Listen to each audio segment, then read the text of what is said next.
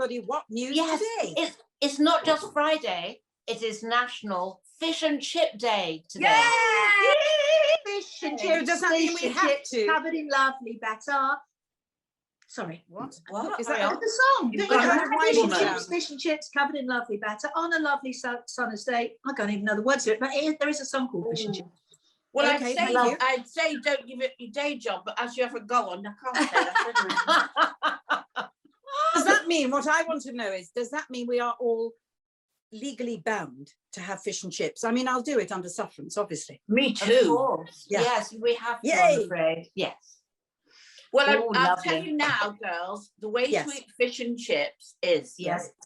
big fat chips, Yes. big fat cod, Yes. mushy peas and gravy. Yes. Yes. In newspaper. No. No. Lemon Not sole, French fries, Ew. What? and tomato ketchup. Ugh. What fish and chip shop do you go to get Yeah, that? where do you go to? My grandma's kitchen, it was. And I know I Ah. don't like fish and chips from shops and things like that. I mean, I occasionally used to, I come from Sunderland, so it's a great place for fish and chips. I imagine it was, but I didn't used to have, my grandma used to cook them. And then we used to go down to the seafront and have chips, but never fish, never fish. Oh, I don't Oh, like God, fish. you haven't lived. No, And Molly darling. and me and my granddaughter Molly, on a Thursday, she plays football. And then after football, we have chips and gravy night. Yes. Oh, lovely. Fabulous. That sounds good. Chips What and sort of gravy do you put gravy. on? You- Sherry, yeah, what sort and of gravy do you put on chips? Normal gravy, but it has to be quite thick because it has to be. Did you say you were from Sunderland, darling? Yes. Yeah. She's You've not never known that? really. She's lying. No, I know she is, but if you don't know about gravy, but then you don't know about Gravy cooking. on I take it all chips. back. I take it all back, darling. Don't worry. You Not haven't everybody, lived. not everybody from Sunderland eats it badly. I'm telling you, I didn't have any of that stuff. Oh, oh, there are going to be complaints. oh my yeah. goodness. Say that, Oh, but I'm yes, just there saying will be. But I have never had fish and chips and gravy ever. You Really? Oh, haven't and I love mushy lived. peas. Thank Oh you. my goodness. Thank I used you. to get Oh, mushy peas and from a gravy. from Nottingham. I used to go into this when I was with my husband in Nottingham. We used to go into this fish and chip shop, and there was a lady in there that he'd known since he was a child, who always said the same thing. Mushy peas, my duck, she'd say. Well, I'm from Nottingham, but I've never Yes. said me duck in my life. Right, all right. You all have right now. How did Please your bring father- in a guest. I can't take any more fish and chips. No, Can we bring in a hang on guest? minute. I want to ask Sherry a very important question. How did your father get to Nottingham? Why were you born in Nottingham? You should have been born in Sunderland. Well, it's a very long story. I haven't got enough life left in me to tell you. But he left when and went to Dagenham, in Essex, Right. and then was in the war, of course, and then met my mum, who came from Nottinghamshire, Oh. and then ended up in Nottingham. But it's a much longer story than that, and it's much more exciting story than that. But I haven't got enough years left. Save it for Oh. another day. Can we please Yeah, bring in a guest? absolutely. Please, can we bring in a when we guest? see each other in real life, Sherry, we'll sit with a bottle of wine and you can tell me. Well, my dad, you see, was a crooner, like Bing Crosby. It was called Ron Was Hutchinson. he? And he was a crooner, so he was in bands all over the country. So that's Oh, another wow. story. What? For Wow. another time, please. Yeah. That's So who's extraordinary. coming in? We Please. ask ourselves. Again. Yes, and it is the most. I just love her so much. Dempsey and Makepeace was one of my very go-to series, always. Yes. And I Always. just think she's just beautiful and a great actress. So please welcome Glynis Barber. And there she is. Hi, Well Glynis. Hi, Well, Glynis. Hi, darling. crazy nest, darling. Hello. How are you? Yeah, not bad, thank you. After a very strange year. I Survived. know we have had a strange year. Do you know, something really struck me with you. You said what made you want to go into acting was watching the film Parent Trap with Yeah, Hayley Mills, and you were that's true. 5. That's true. And I remember being in a cinema watching The Parent Trap. I was 10, and I had hair down to here, and I pretended to be Hayley Mills from that day on. Did And you? if anybody said anything, I would say, because that film to me was the beginning of everything. Yes, yes, that It was was wonderful. everything for me too. But But I do have to say though, Yeah. Glynis, in my life I've had stranger times because I used to watch the Waltons and I had my hair cut like John Boy and pretended to be John Boy for about a year. So I'm just Goodness. saying. I know, I Not never much has changed. That explains Not a much lot, has doesn't changed. it, really? But Hayley So Mills, that's how you Hayley Mills was started. everything. She was everything at that time. You know what fascinates me, because I've done a few of it, is your narrating. Because you have narrated the most extraordinary shows, haven't you? Do you know, I have been so lucky. I've done a lot of documentaries for Channel 5, and I'd sort of, they'd been throwing them my way for a couple of years. So when the pandemic hit, I was already in quite a good position, and obviously, you know, filming was impossible, but documentaries were doable with footage. So I have just been, I cannot believe how fortunate I've been. I really do feel blessed. So I've really had a lot of narration in the last year, and I've done tons on the royal family. I could now do a PhD on the royal family. Oh, really? I've done every member of that family. I've even done, you know, Prince Philip's mum, Alice, which was one of the most fascinating ones, actually. It is a fascinating story, isn't it? Oh, Moving and extraordinary. A great movie. I kept thinking, oh, Yes. to make this into a movie. Yes. Yeah, I mean, it would just be wonderful. And I've done millions on chocolate, which, you know, I'm very Do happy. they give you chocolate as well, hopefully? No, you just, you know, supporting, they give you nothing. Oh, That's an Nothing. outrage. Have you told everybody? That's an outrage. I know, I think before the pandemic, when I was, because, you know, I ended up doing them from home, but when I was in the studio and I did a series, I've done 3 series of The Wonderful World of Chocolate. And, you know, I am known to love chocolate.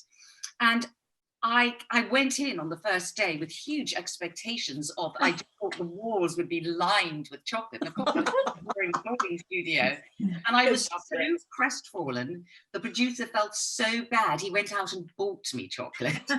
Oh, sweet. And I know, so sweet. And the other thing is, I also did Hotel Chocolat. And I love Hotel Chocolat. And I had the same, I think that was one of the first documentaries I did for them.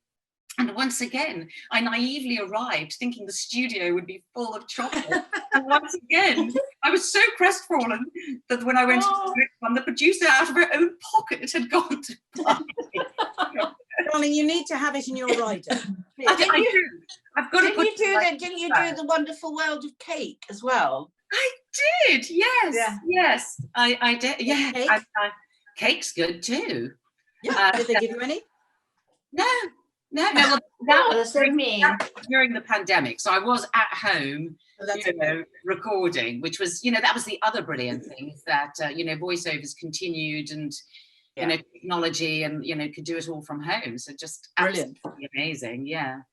You're so known for television and film, but also you have, we did a hysterical show together at Zerdell, at Crazy Cox there, doing an improv kind of evening with the audience writing in all how we should say things, which was hysterical. But you do love theatre, don't you? And you've done I do. I've always loved theatre. I mean, that was my first love. And when I became an actress, I really wasn't interested in film. I didn't go to, you know, I was born in South Africa, so I didn't go to Hollywood. I came to London so I could do theatre. Yeah. I mean, I have done a lot more television than theatre, but I do love theatre, even though to this day I just get so nervous on stage. So Me too. Me too. Do this to myself. What was the last show you did? It was a few years ago in the West End. Yeah, I did The Best Man, Gore Vidal. Yeah. You know, which was a great play. You know, and very pertinent now with all the politics and everything. Absolutely. And how amazing his writing was. And yeah, I love that. Yeah, so we did that in the West End in 2018. Yeah. Fantastic. Yeah. No, it's so, again, that diversity of your talent, you know, again, it's so lovely to hear, you know, stage, screen, voiceovers, everything. Not that I'm bitter, you understand. Did you enjoy your time in EastEnders? I did. I did. I was, you know, I was there for just over a year, and then I went back a couple of years ago when they decided to murder my family and kill off my daughters in a fell swoop. I did. I mean, it's. I loved my part. really, really got into it. And, you know, while I was there, they kept me very, very busy, which was nice because that doesn't always happen. And I really, you know, you invest so much in your character, but it is definitely one of the most intense years I have ever had in my life. I don't think I've ever worked so hard ever. Yeah, I was there for 18 months as well, and I mean, it is a culture shock when you walk in and you're given, and you go, right, action, no rehearsal, nothing. It's like, woo. Well, I was used to that. I mean, because I've done a bit of everything in my career, so I thought I was used to everything, and I'm certainly used to hard work. But my goodness, that wasn't. It was so intense, and it was just relentless. I mean, you know, I just remember constantly having a pile of scripts. Yeah, endless scripts. You were on the set, you were in your little dressing room, going through piles of scripts, and then trying to coordinate them into the shooting order, the logical order. You know, it just was, you know. And then you know, I lived on the other side of London, so I had this long drive every day, and then getting home and basically just washing and blow drying your hair and going to bed. And then that was all. It's very fun. But so in that time, you were thinking about your beauty, because your beauty stuff is fabulous. I'm very, very into all of the beauty stuff, so I love all the stuff that you're doing. So when did this start, your passion for beauty? And well, my main passion is for health. That was my starting point. And actually, I started my website, Ageless by Glynis Barber, just after I came out of EastEnders. You needed to, obviously. Exactly. So what happened was, I think in the year after I came out, I produced this. I made a yoga DVD, and I included in it some beauty tips, and I talked to some experts and makeup, and I had a nutritionist and health things. So I sort of put a bit extra into it. And then I wasn't on social media, and I sort of went on Twitter at that time. You know, the PR said, you've got to go on something, you know, to promote your DVD. So I went on Twitter and started having, you know, quite a bit of fun on Twitter. And people kept asking me questions. They kept saying, you know, what's your secret? You know, what do you use? What are you doing? And I was spending a lot of time answering these questions. And then I went, you know, well, maybe I should just put it all into a website or a blog or something. And I was going, oh, yes. So that's how Ageless began. But what I always said is that the starting point has to be health. Because I think that if you're healthy, it's going to show in your skin, it's going to affect your energy, it's going to affect your skin. So I think it just, to not have a healthy lifestyle and then do all these treatments or injectables or even surgery, whatever, it's layering it on top of something that isn't good. You've got to have a good foundation. So, and you know, and I've always had an interest in health, not always, but, you know, since my late 20s, I became very interested in health.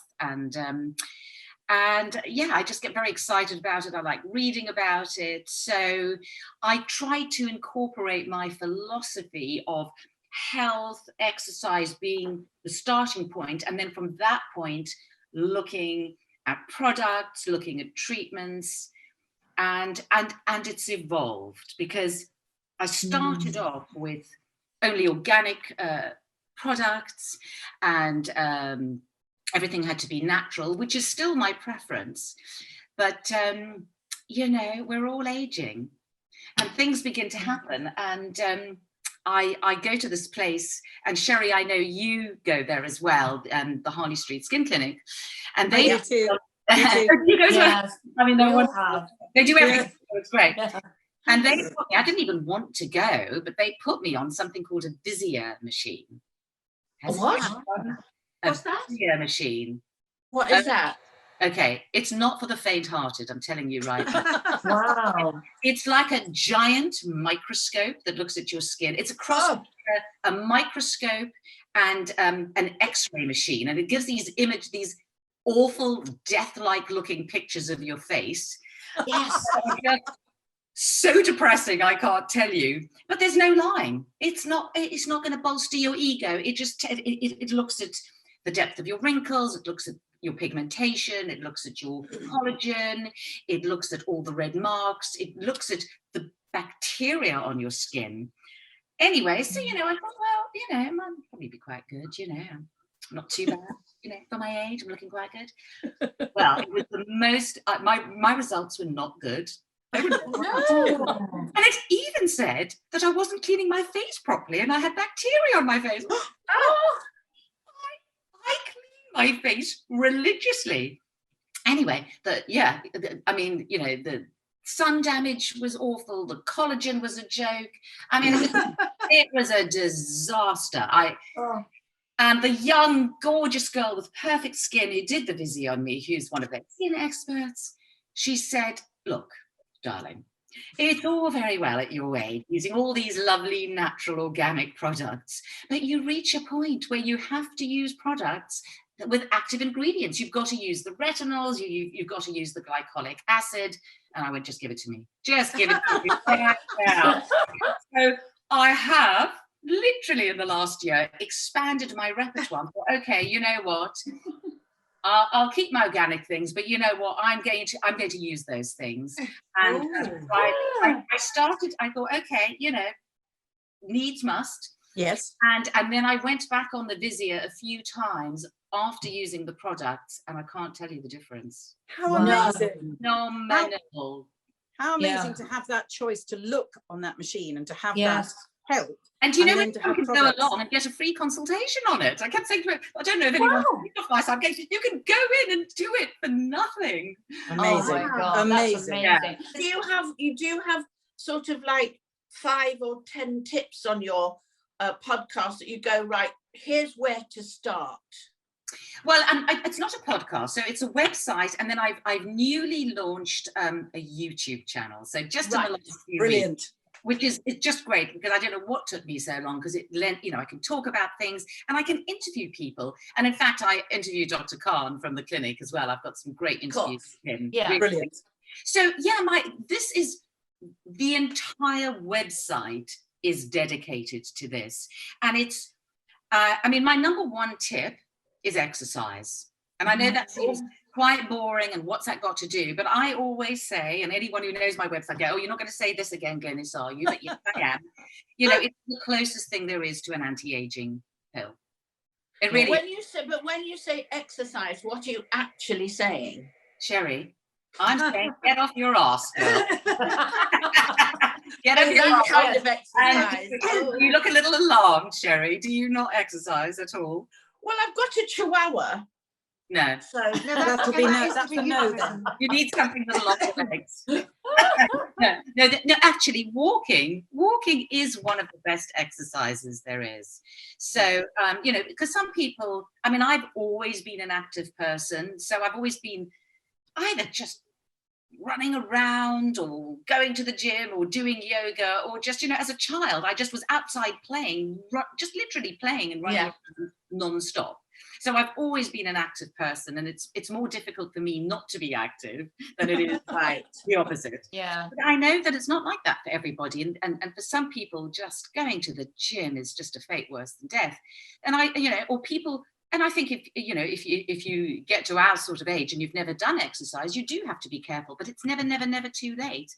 And at the end of the day, walking is free, and it's not going to hurt you in any way. It's not harmful. It's not like running. I actually ruined my knees running, jogging on hard movements years ago. Yeah, you can. But exercise, and during the pandemic when all the gyms closed anyway, I bought some weights, because weight bearing is extremely important to keep your body strong. And so I do everything at home now other than my walks. You go on YouTube and you find a class, all there. Use some weights. I do my Zoom yoga classes. I can't even see myself going back out and doing anything. And, yoga is great, because the other thing as you get older is you get stiff. And but it's people think it's inevitable, and it is not. So you've got to keep moving, you've got to have a little bit of weight bearing exercise, and you've got to keep stretching and be that stretching. Yes. Pilates, yoga, whatever. And honestly, that is probably the best thing you can do for yourself. But you know what I don't believe though, Glynis, when you see all these things on Insta and everything, and they talk about crepey skin as you get older. There's a big thing now on Insta, it's on all the time, about crepey skin, legs, arms, and they go, oh, you just use this cream and it'll go away. And I always put bullshit, because that cannot, the thing is, Sherry, that cannot be true. The thing is, what we don't do, what we don't do, and we should do, because when we're younger, we have natural moisture in our skins. And when we get to probably 30 plus, we should start moisturizing our bodies every day. And I can guarantee you we don't do that. And we should just do that. And any sort of moisture that you put in your skin will make the crepiness start to disappear. It will, if you start doing it religiously. But we don't. We put it on once and you think, oh, it doesn't work. But it has to be, it's constant, isn't it?